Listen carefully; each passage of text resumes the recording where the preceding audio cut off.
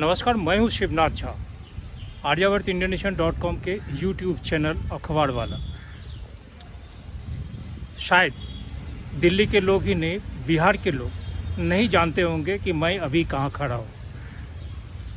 मैं दिल्ली सल्तनत में लाल किले से करीब आधे किलोमीटर की दूरी पे दरियागंज के पीछे का इलाका, मैं उस जगह पे खड़ा हूँ, उस महान हस्ती की भूमि पे खड़ा हूँ जो सन 1942-1943 में बिहार चैम्बर ऑफ कॉमर्स के अध्यक्ष रह चुके हैं। आज़ादी से करीब 5 साल पहले बिहार चैम्बर ऑफ कॉमर्स के अध्यक्ष श्री बालकृष्ण दास की यह संपत्ति है जहां मैं खड़ा हूं। यह संपत्ति तकरीबन 1.25 एकड़ में है। इस संपत्ति का जो इस जगह, इस भूमि का जो स्थान है, हमारे दाहिने तरफ रिंग रोड और बाएं तरफ दरियागंज का इलाका, सामने लाल किला और फिर पीछे ITO की तरफ।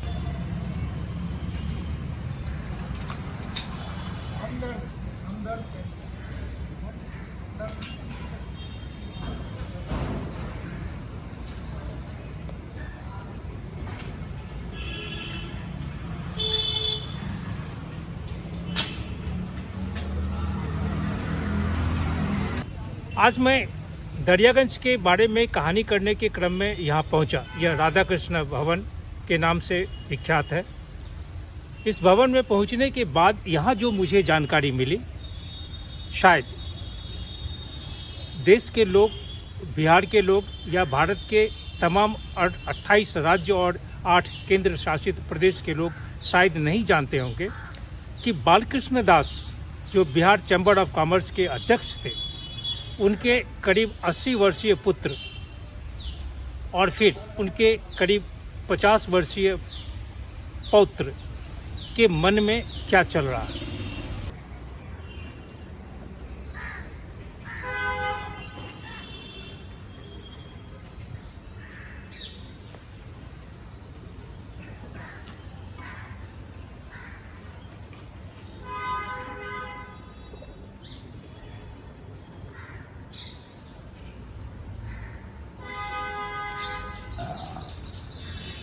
वहाँ से परमिशन मिल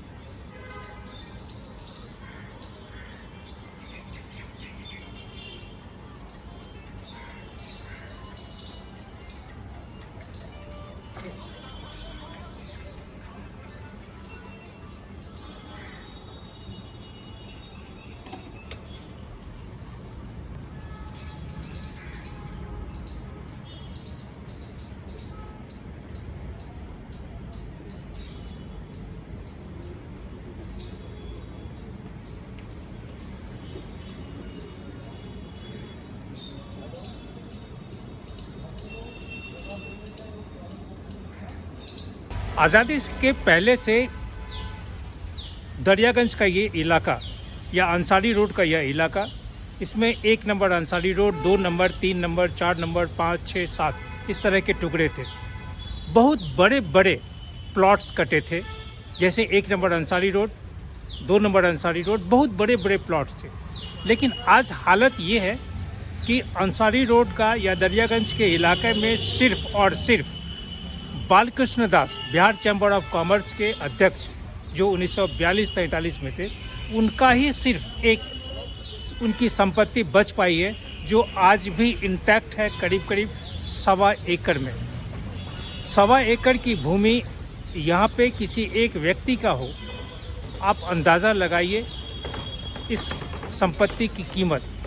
खैर, उस पक्ष को छोड़ दें। आज जब यहाँ कहानी के क्रम में आया और श्री कृष्ण दास जो 80 वर्षीय हैं और श्री बालकृष्ण दास जो कभी 42 के आज़ादी के पहले 5 साल पहले बिहार चैम्बर ऑफ कॉमर्स के अध्यक्ष थे, उनके पुत्र कृष्णदास और उनके पुत्र विनीत, इन दोनों की एक इच्छा ये है कि इतना बड़ा प्लॉट दिल्ली शहर में या दिल्ली सल्तनत में नहीं है।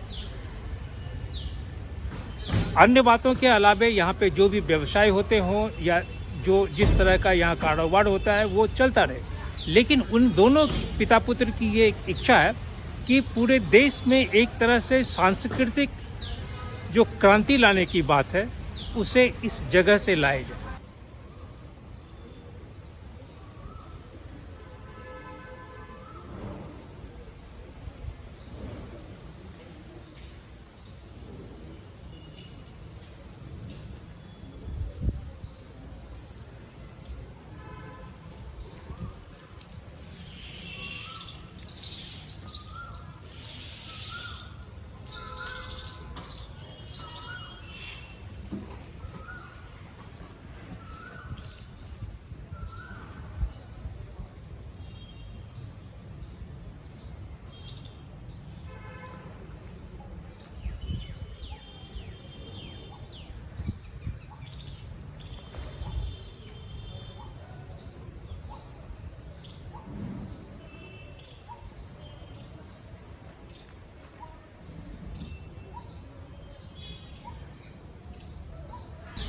दिल्ली सल्तनत में मंडी हाउस का जो इलाका है वो सांस्कृतिक विरासत के लिए या संस्कृति को बढ़ावा देने के लिए बनाया गया है। सरकारी स्तर पे है, उसमें निजी क्षेत्र के लोग भी हैं। लेकिन मंडी हाउस के इलाके में बनने के बाद में दिल्ली शहर ही नहीं देश में कितनी संस्कृति का विकास हुआ ये दिल्ली के लोग भी जानते हैं और बाहर के लोग भी जानते हैं।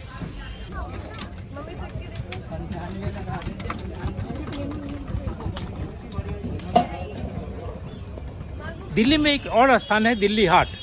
दिल्ली हाट के बारे में लोग कहा जाता है कि वो पूरे राष्ट्र की वहाँ जो संस्कृति है वो संस्कृति एक जगह है, संपूर्ण राष्ट्र की संस्कृति। मुझे समझ में नहीं आता कि एक दुकान से हम अपनी संस्कृति को कैसे दिखा सकते हैं या हम अपनी संस्कृति को कैसे बचा सकते हैं। खाने के माध्यम से ये देश के हर एक कोने में रहने वाले, हर एक राज्यों में, हर एक जिलों में, हर एक कस्बों में, हर एक पंचायतों में रहने वाले लोगों का जो खाने का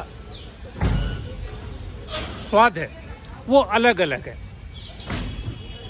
जिस उद्देश्य से दिल्ली हाट को बनाया गया था उसमें ये था कि हम खाने के माध्यम से या जो उन राज्यों का पकवान है या फिर उनका जो पहनावा है, उनकी जो लघु उद्योग है, उन तमाम चीज़ों को लेके हम एक नए राष्ट्र जैसा वहाँ एक छोटा सा मिनी इंडिया के रूप में प्रस्तुत करेंगे। मिनी इंडिया का प्रस्तुतिकरण हुआ या नहीं ये दिल्ली के लोग या राष्ट्र के लोग बताएंगे, क्योंकि वहाँ पे जितनी भी दुकानें आती हैं वो 15 दिन के लिए होती है। लॉटरी सिस्टम है या क्या उनका जो भी प्रशासनिक पद्धति हो कि कैसे लोगों को दुकान मिलेगी ये वो लोग जाने। अंतिका जी, आप चंडीगढ़ से आई हैं दिल्ली और वो भी दिल्ली हाट। आप क्या सोच के आई हैं दिल्ली हाट? Like I will compare it with my Chandigarh. So we have the monument places and places we go there. Like Sukhna Lake, for example. It's nature, pure vibe, nothing like extravaganza. Like this is our India. So we don't have to show it. It's just you can see it in the scenic place, the lake and the beautiful environment. People are walking. Here, what I personally felt, it's not exactly Indian. It's just a sales market. They're trying to sell everything which is possible, which looks, which is useless at the point, just a decorative stuff, which is not really authentic Indian, which I felt. Because I came to Delhi and with the environment, the people, I felt very loved, but this is not a place I thought I might see. 6 number Ansari road में आने के बाद जो ज्ञात हुआ कि यहाँ कृष्णदास यानी बाल कृष्णदास साहब के पुत्र जो अभी करीब 80 वर्ष के हैं और उनके पुत्र, इन दोनों की इच्छा है कि यहाँ पे एक सांस्कृतिक माहौल तैयार किया जाए। इस जगह वैसे छोटे छोटे फिल्म के शूटिंग भी हुए हैं दरियागंज इलाके में, इस जगह का इस्तेमाल किया गया है। लेकिन इनका कहना है कि हम भारत के तमाम जो 28 राज्य हैं या केंद्र शासित प्रदेश हैं, उनकी जो अपनी अपनी कला है, चाहे नाटक हो चाहे साहित्य हो, उन तमाम चीज़ों को एक जगह एक मंच पर हम लाएंगे। विनीत साहब, सुनने में आया है कि आप जहां आपका रिहाइश है, जितनी आपकी प्रॉपर्टी है, उसमें एक तरह से आपके दिमाग में आया कि पूरे दिल्ली शहर में एक नए सिरे से एक सांस्कृतिक परिवेश बनाया जाए। और चूँकि परिवेश बनाने के लिए सबसे ज़्यादा ज़रूरत होती है ज़मीन की, जो आपके पास उपलब्ध है। आपके पास सोच है, आपके पास शक्ति है, सामर्थ्य है। तो क्या है ये, आप किस तरह से आपकी सोच, अपनी सोच को परिवर्जित कर रहे हैं, बदल रहे हैं, ताकि एक सांस्कृतिक विरासत यहाँ पे बने? सर, मैंने एक आर्ट गैलरी खोली है जिसका नाम है कलाविथी आर्ट्स। यहाँ पर अभी हम पेंटिंग्स और स्कल्पचर से शुरू किया है। हालांकि ये गैलरी अभी बहुत नई है, नवंबर में ही शुरुआत हुई है इसकी, लेकिन हमें बहुत अच्छा रिस्पांस मिल रहा है। बहुत सारे आर्टिस्ट से हम जुड़ गए हैं, तो इसमें मेरे को विज़न मिल रहा है कि इसके अंदर मैं आगे जाकर एक पूरा कल्चरल सेंटर बनाऊं, जहां पर हम अपनी इंडियन संस्कृति, हिंदी संस्कृति से, हिंदुस्तानी संस्कृति से जुड़ सकें और उसका प्रचार कर सकें, उसको प्रमोट कर सकें। मैं यहाँ पर हर टाइप का आर्ट, चाहे वो कल्चर हो, चाहे लिटरेचर हो, चाहे लाइब्रेरी हो, चाहे उसके अंदर एनी विजुअल और परफॉर्मिंग आर्ट में डांस, म्यूज़िक, गाना बजाना, जिस तरह का भी है, मैं उसको यहाँ पर हल्के हल्के उसका डेवलपमेंट करने में, मतलब मेरा एक कोशिश रहेगी। दिल्ली में आप भी रहते हैं, दिल्ली में हम लोग भी हैं, और दिल्ली हाट से हम सभी लोग वाकिफ़ हैं। सरकार का मानना है कि दिल्ली हाट में पूरे भारतवर्ष के जितनी भी संस्कृति है और पहनावा है, वस्त्र है, खाना पीना है, उसको वहाँ पे लाके एक बद्ध करता है। हमारे पास, मैंने जहाँ मैं अभी खड़ा हूँ, यहाँ पे जितनी हमारे पास भूमि है, उस भूमि में हम एक तरह से क्या कल्चरल रिवॉल्यूशन लाने के लिए उस तरह का भी एक परिवेश बना सकते हैं, जिससे कि बिल्कुल सर, हम यहाँ पर यहाँ की केवल वर्कशॉप्स होंगी, बल्कि यहाँ पर परफॉर्मेंस होंगी, इवेंट्स होंगे। हमारा एक अभी हाल में ही महीने भर के पहले एक इवेंट हुआ था जिसका नाम था कैनवस और कहानी। कैनवस मतलब art, sculptures, any art form, and performing arts में कहानी, जो कि एक हिंदी साहित्य पर थी, जहाँ पर अच्छे पब्लिशर्स आए थे हिंदी साहित्य से रिलेटेड। उन्होंने अपनी एग्जीबिशन लगाई। यहाँ पर पुरानी दिल्ली का चाट पापड़ी खाना, जो कि पुरानी दिल्ली से फिर जुड़ा हुआ है, एक जिसकी तरफ लोगों का लुभाव है, और ज़बान का स्वाद तो सबको होता है। आरोमा, हमने पुराने आरोमास, जो पुराने जैसे हमें इत्र वगैरह होते हैं, उसके स्टॉल लगाए। और मतलब एक तरह से पांचों इंद्रियों को हमने कोशिश करी कि वो यहाँ पर उपस्थित कर सके। म्यूज़िक था, सांस्कृतिक अपना, जैसे हिंदी क्लासिकल म्यूज़िक जिसको कहते हैं, जैसे सितार वादन हो गया, बांसुरी वादन हो गया, वो भी था हमारे यहाँ पर। यहाँ पर हमारे प्रसन्ना सर हैं, उन्होंने बांसुरी वादन किया था, बहुत अच्छा परफॉर्मेंस था उनका। Is a senior artist in बांसुरी। लोगों ने गाया, हिंदी रैप किया, बहुत अच्छा मल्टीफेरियस फंक्शन था। तो यहाँ पर केवल डिस्प्ले, सिखाना और खरीदना बेचना खाली नहीं है, यहाँ पर इवेंट्स भी होंगे। यहाँ पर हम बहुत बड़ा इवेंट, एक फेस्टिवल ऑफ 5 सेंसेस प्लान कर रहे हैं समवेयर बिफोर दिवाली, जो कि बहुत ही एक डिफरेंट ट्यून पर होगा, और उसमें हर प्रकार की आर्ट फॉर्म आएगी। उसमें पांचों इंद्रियां जो हमारी, उसके एलिमेंट्स होंगे, जो कि हम यहाँ पर प्रदर्शित करेंगे।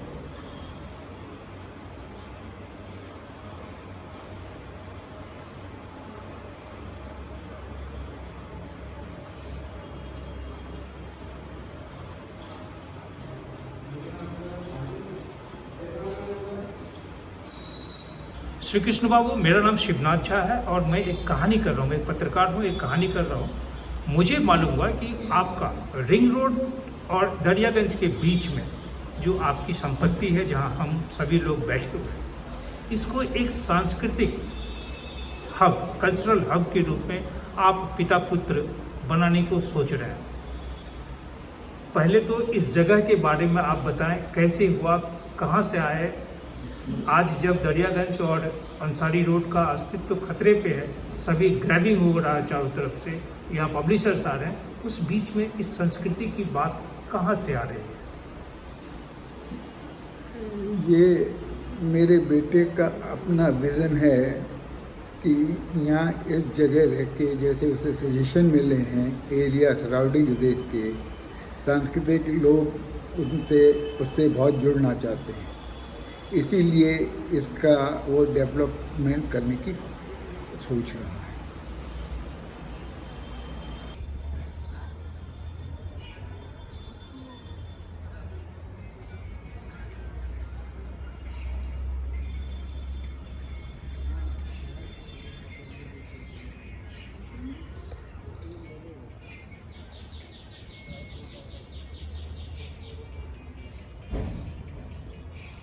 दिल्ली में मंडी हाउस के आसपास में एक कल्चरल हब मानते हैं। हम चाहेंगे या आप भी, हमारी इच्छा होगी कि क्या आप अपने पूरे इस विरासत को एक मंडी हाउस के बराबर रिप्लेस करने के लिए कोशिश करेंगे, जहां निजी प्रभुत्व रहेगा। मंडी हाउस और उसके वो बहुत बड़ा एरिया है, उसको देख के हमारा बहुत छोटा है।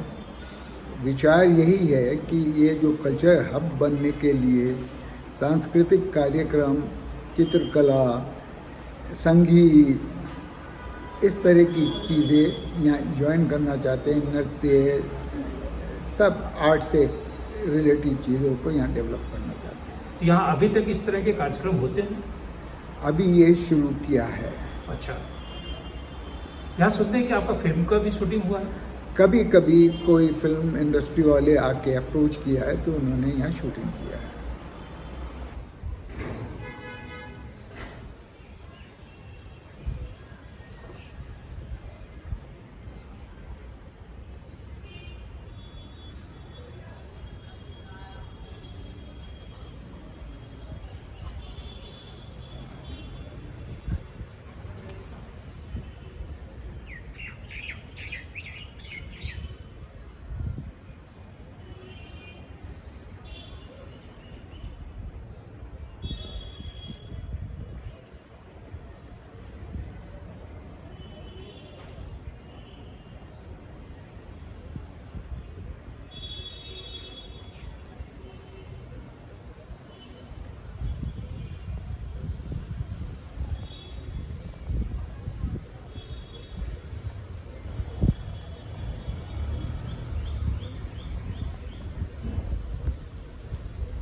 तो आर्ट वर्क लगता है ये खाली दिल्ली से सीमित नहीं है, यहाँ पर पूरे हिंदुस्तान के सारे, किसी भी आप ज़िला में चले जाइए, चाहे वो बिहार है, चाहे वो बंगाल की आर्ट तो फेमस है, चाहे दिल्ली में ही रहता है वो आर्टिस्ट, चाहे वो मॉन्यूमेंट्स हो, भगवान हो, या मॉडर्न कंटेम्प्रेरी आर्ट हो, एब्स्ट्रैक्ट्स हो।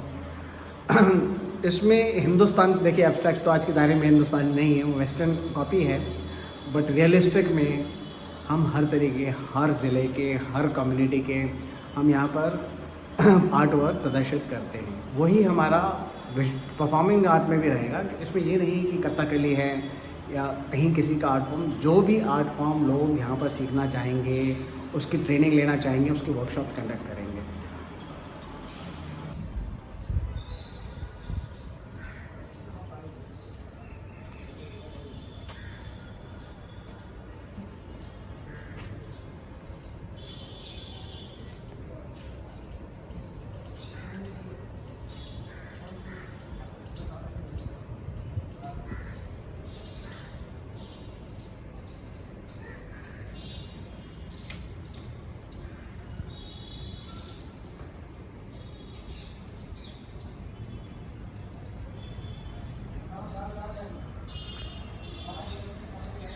वैसे आज की तारीख में कोई भी आदमी बिना किसी लाभ के सामाजिक कार्य नहीं करता है, ये सत्य है। लेकिन बालकृष्ण दास साहब, जो बिहार चैम्बर ऑफ कॉमर्स के अध्यक्ष रहे हैं 1942 और 43 में, उनके परिवार और परिजनों की ये इच्छा जरूर है कि हम मुनाफा के लिए नहीं, वजह यह है कि उनके पास जितनी भी धरोहर है, उस धरोहर में उन्हें जीने के लिए या फिर अपने तरह से समाज की सेवा करने के लिए उनके पास पर्याप्त धन है। धन की किल्लत नहीं है, धन की कमी नहीं। हाँ, उनकी एक इच्छा जरूर है, जो संस्कृति के माध्यम से हम पुनः राष्ट्र की सेवा कर सके। अगर इस जगह इस विशालकाय परिषद का इस्तेमाल देश की संस्कृति को, देश की विरासत को, सांस्कृतिक विरासत को बचाने के लिए या उसे बढ़ावा देने के लिए इस्तेमाल हो पाता है, वो कर पाते हैं, तो शायद इससे बहुत बड़ा देश के लिए बहुत बड़ा सेवा का अवसर मिलेगा।